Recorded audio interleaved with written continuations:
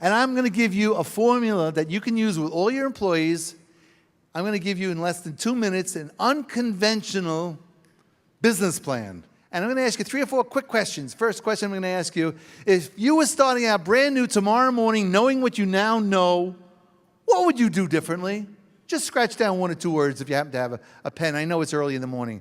Number 2, if I said to you, if I said that I want you to increase your sales by 25 to 30% next year, what would you have to do? Number 2.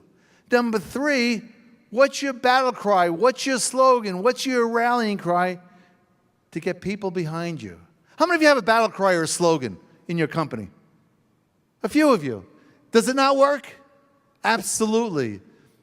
John Phelps, who's down there in upstate New York, and he said, yes, ours is real simple. Make a difference. Make a difference. Be the best.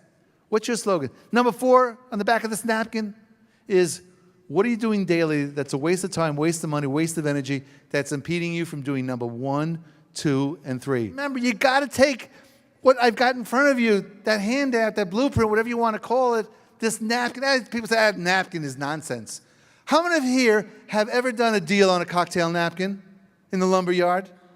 Does it work? You bet it does. How many of you have ever taken a napkin and had a grocery list where they go shopping? It works, does it not? So if it works on that, why don't you just do an informal, unconventional business plan with all of your employees?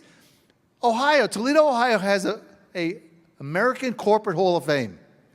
There were 1,215 napkins on display about how business got started. And they were all done on the back of a cocktail napkin. Curtis Carlson, up in Minnesota, Carlson Companies. I think I saw some people here. Anybody here from Minnesota?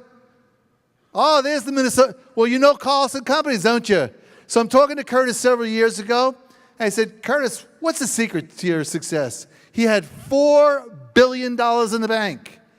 Every week for the last 10 years of his life, he took out a cocktail napkin and he put it in his wallet and he said, Curtis's goals for the week. Now, unless there's anybody in this room that has more than $4 billion, you might want to try the exercise when you go back home.